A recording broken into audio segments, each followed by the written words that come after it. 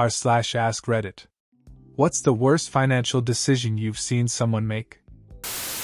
A friend of mine who is very bad with money and his girlfriend bought some sort of water filtration system from a door-to-door salesman. He has to pay something like $300 per month for this filtration system. He was all stoked because it came with a free set of pots and pans. Fast forward a year and his girlfriend has broken up with him, moved out of the house, and he's had to sell his home because he can't afford to live there. The water filtration system is now sitting in a storage unit where he still pays $300 per month for it because he's on a 2 or 3 year contract. Sorry, the details are fuzzy. We have great water quality in my area. A coworker I used to have worked every second of overtime he could for several years to save up for a house. When he applied for the house loan, he based his mortgage payment on all of the overtime he had been working. I tried to tell him that wasn't a good idea, but he didn't want to hear it. He ended up divorced a few years later because his wife got tired of him always working. My maternal grandmother bought an 8-plex to avoid capital gains when she sold her large house. The apartment complex was in the red and needed a lot of repairs. She hired my father to do them and be on-site manager. The place started making money. My mom, divorced from my dad, was mad that my grandma bought it in the first place, then hired my dad, then was proved wrong because it was making money. My grandma was in her 90s and my mom pressured her for years, so my grandma finally sold it. That place is in a high market area and is now worth millions. My mom made a poor financial decision based on petty spite. My supervisor took out a loan against their 401k to pay their rent because their credit cards were maxed. 2 weeks later, they bought a brand new $60k Lincoln with basically nothing down because her daughter just had a baby and I need a bigger car for that. I won't name any names, but a good friend who literally had it all: the high-rise apartment and a house down the street with a pool, sauna, casita, Hummer, Corvettes, a successful business, and about $400,000 in Bitcoin, threw it all away over a murder for hire, because him and his, non-related to any of the above successes, but from something about 10 years earlier before I knew him, got greedy. And no longer wanted to split their financial gain with a third person, so yeah. Hired someone on the dark web to carry out the crime across state lines, but communicated everything over text. All 3 men, my friend, his business partner, and guy they hired, have been caught and convicted. One received life in prison, and my friend and his business partner are up for the death penalty. Also, he was only 35 when he was originally arrested. My cousin spent 100% of her inheritance and took out a lien on her home to buy a second home in the mountains. Thing is, it was being pushed over by a mountain, and they thought they could fix it. I went and seen it, and every door jamb was crooked and the doors wouldn't shut. They took me down into the basement, and they were trying to use I-beams to stop the mountain from pushing on the home. I was just like, what the hell are you doing? That won't solve anything. Fast forward 6 months and they asked me for $50k to help and I declined. Fast forward a year and the home collapsed, and now they owe over $300k plus for a home that doesn't exist, and if they don't make the payments they lose their other house too because they used the original home as collateral and could not get insurance on the second home. Total money lost upwards of $700k. My brother and his wife were in massive debt, didn't work high-paying jobs and could no longer afford their 2-bedroom apartment, while trying to pay off the debt. They moved back home, into our parents' basement. A week before they moved in, they built a computer, and a year after that, they consciously decided to try to get pregnant, which they did, while still living in the basement and knowing they haven't improved their financial state whatsoever.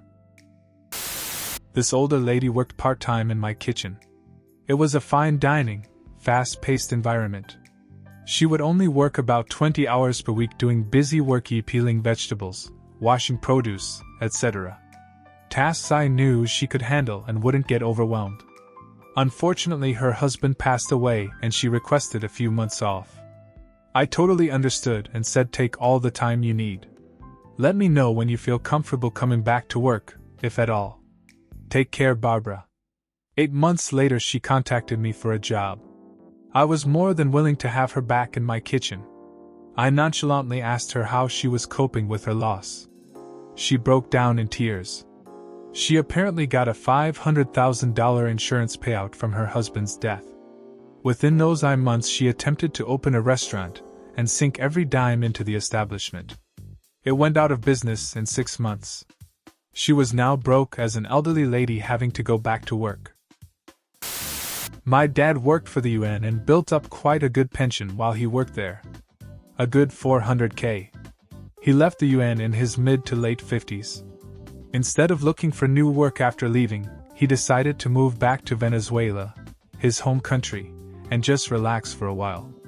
During this sabbatical, his wife and her family talked my dad into putting almost his whole pension into a single stock with her stockbroker nephew. The stock was Venezuelan oil stocks.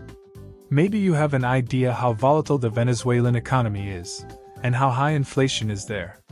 It's a bad situation. But still, my dad did the thing, and at first it was okay. But then it wasn't. Predictably, the nephew lost my dad's entire nest egg. The nephew ended up ghosting my dad and his wife.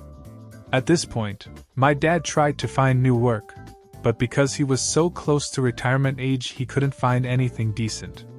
So my dad, a PhD graduate who worked at a decently high level at the UN, ended up having to clean houses for money. I knew a guy who was terrible with money.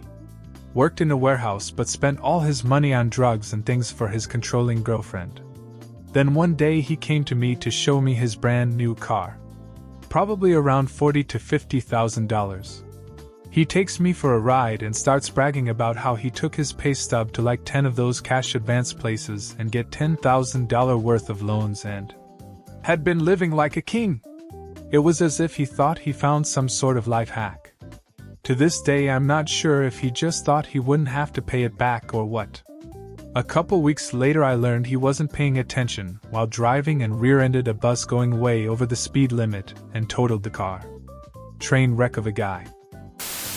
My dad had his own company, and someone told him it made financial sense that instead of paying himself wages, he should take out a loan from his company. He built up debt for 3 years, while working full-time, rather than paying himself. It had all sorts of bad tax effects. Like he was required to pay interest on this, which was then taxed as profit of the company. Then he paid himself again, paying income taxes. It took him about 10 years to get out of that hole. Then he needed to sell his house because it was too expensive. But the buyer got cold feet on the last day before the sale. Rather than having the buyer pay 10% of the price to get out of the sale, he gave him an extension without an end date. The buyer then took 2 years to think about whether he wanted the house. All the while, my parents needed to keep paying the mortgage and couldn't sell the house to anyone else because of the contract they had with that guy. Brought them close to bankruptcy. I've personally paid a couple of $100 a month to let them pay for the mortgage during that time. I work at a casino, so I constantly see the pathetic depths people will sink to. Especially the high rollers who will just casually lose $10K in 15 minutes. It's insane to me. But they can at least, probably, afford it. It's the average income people who will continue to empty their bank accounts in hopes of digging themselves out of a deep hole. Or the ones who don't know when to stop and lose everything they just won. When my grandmother's second husband, who I know as my grandpa, died, she spent nearly all $50,000 of his life insurance money on a South African scammer who promised her romance and more money than she gave. She refused to listen to family telling her to stop. She subverted efforts by her own bank to stop her frequent questionable money transfers. Eventually, my parents had to close her bank account to force her to stop blowing my grandfather's money. I will never not resent her ignorance, selfishness, and inability to listen to anyone but herself. When my parents split up, my father didn't want to leave the house, so my mother's attorney convinced him to guarantee to give my mother half the value of the house at that time whenever he sold it, and he could keep the rest. I still remember him telling me, "Housing prices only go up. I'll come out of this way ahead. Your mother is being foolish."